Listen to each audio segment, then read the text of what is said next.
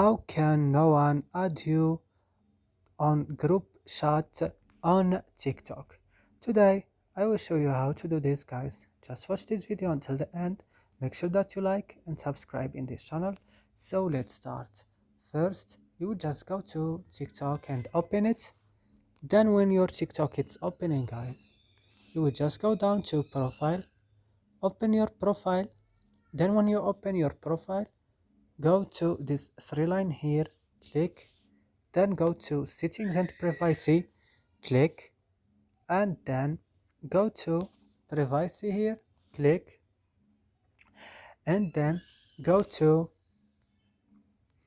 direct message, go to the second option, group chat, and change it to no one, like this. So no one right now can add you to a group chat. That's it. I hope this video is useful for you. Don't forget to like and subscribe in our channel, and see